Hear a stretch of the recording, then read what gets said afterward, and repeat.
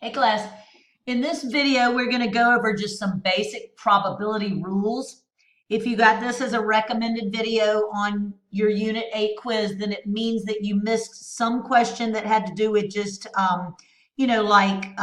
complementary events, meaning either event A happens or event A does not happen, and how to handle probability with that, or just some, basic probability calculations with rolling dice and different stuff like that. So first off, let's put up the complementary rule, which is to say that the probability of some event, and I'm just going to use an A to represent the event. It could be any capital letter that just is a symbol to use for an event. So it is important to realize that the probability of some event happening is equal to 1 minus the probability of that event not happening. And vice versa. The probability of something not happening is equal to 1 minus the probability of it happening. Now, it's going to be easier to think of this with real life examples, and you can pretty much bet that some of the questions on the quiz dealt with real life examples.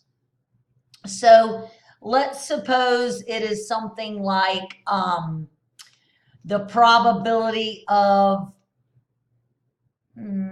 say being late to work or something like that. Let's suppose the probability of being late to work for you is like a 6% chance. Then you could be asked, what is the probability that you're not going to be late to work? And all you would do then to realize that these are what we call complementary events, A and not A. So we would just apply the rule and say 1 minus 0.06 and get that there would be a 94% chance that you're not going to be late to work. And that's logical.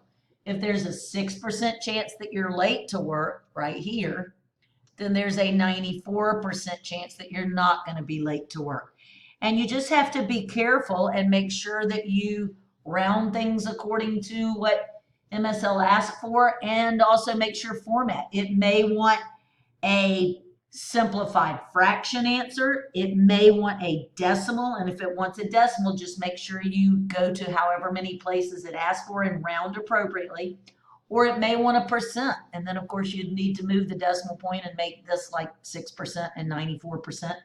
And again, just make sure you round accordingly. Now, how this can also come into play. So let me go ahead and erase this example. So let's suppose it's talking about, like, it could be talking about a basketball player making a shot and then ask about missing a shot. Or it could be a baseball player. So like, let's suppose it's a baseball player and the batting average is supposedly given to be like batting average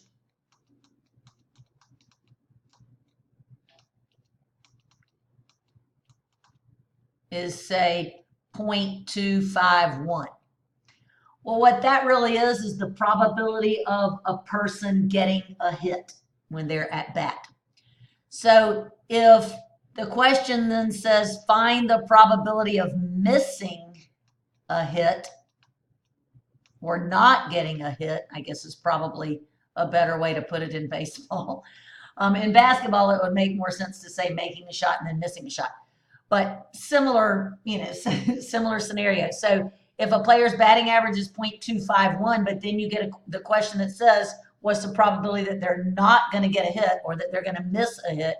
Then you just have to do 1 minus that. And then you would get your answer. And, again, just be careful about format. The answer here would then be 0.749 because all you do is subtract this from 1. Other things. So not necessarily even dealing with complementary events. Complementary just means the probability of something happening and the probability of something not happening. But just even if you got this video, you might have just missed a basic, kind of here's a scenario, find the probability. And real common examples of that are, flipping coins, rolling a die, picking a card out of a deck of cards, stuff like that. All right. So let's suppose the scenario is rolling a die. And the question is, find the probability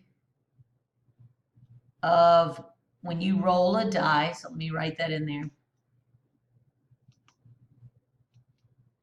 Okay, so roll a die. And let's suppose the question is, find the probability, so I'm going to do probability notation, of getting something less than a 4 on the die. Well, what you really need to do is first remind yourself of what all the outcomes are when you roll a single die. And of course, the outcomes are either getting a 1, a 2, a 3, a 4, a 5, or a 6, all equally likely. Well, if the question says find the probability of getting less than a 4, that does not include the 4. Less than a 4 would just be these 3 numbers. So that is 3 possible ways you can get less than 4 out of 6 total outcomes. But the directions for these things are going to be to either give a simplified fraction or an integer. Well, the word integer implies like a whole number, like 1, 2, 3, 4, or -1, -2, -3, -4. And if it's a probability like a fraction like this, then you cannot put an integer.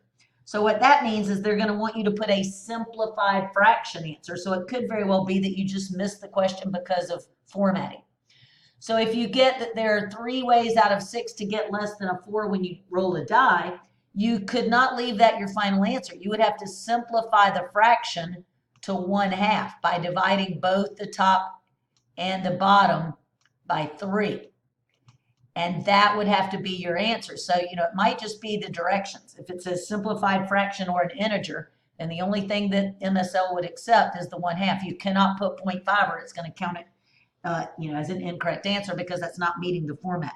So that could also have possibly have been what you may have missed. And then the only other thing to add to this video on a possible miss is questions that are trying to get you to determine if a scenario would produce a normal distribution. And remember from Unit 8, a normal distribution is a bell-shaped distribution. So, you have to think about probabilities. If you get a bell-shaped distribution, so if I draw a bell-shaped outline, you would have to realize that the higher bars are in towards the middle, and higher bars translate to higher probabilities. So, that's why things like people's weights, heights, things like that follow normal distributions, because most people are kind of in a middle range of weight or height or something like that, with a few unusually low and a few unusually high. But on the other hand, if you're using like rolling a die or a random number generator where outcomes are equally likely, then you would not expect a normal distribution, because if you're rolling a die that we just saw a second ago, and the outcomes are the numbers 1, 2, 3, 4, 5, 6, or like with a random number generator, the outcomes are 0 through 9, but yet whether you're rolling a die or you're using a random number generator, they're equally likely outcomes. So we would not expect a normal distribution, because when you're producing equally likely outcomes, then you expect your bars to be roughly equal. Now, truly, they won't be perfectly equal, because in real life, if you're rolling a die, you're not going to get exactly the same number of outcomes if you just roll the die 50 times or something like that. But, in the long run, we should get roughly equal bars if it's random number generators or rolling a dice where the outcomes are equally likely. Anything where the outcomes are equally likely, we should not expect a normal distribution, because rather we would expect roughly even bars, which is called a uniform distribution. So you might also have missed a question like that. All of those are kind of grouped into, on this video, probability formulas, complementary events, making sure you're clear about formatting like simplified fractions, and then just, what would make a normal distribution and what would not make a normal distribution. And of course, with this, it's just all tied into probability. If things have equally likely outcomes, they're not going to form a bell-shaped distribution. So that'll do it for this video. And like I said, that's probably a few possible questions that you could have missed related to this video.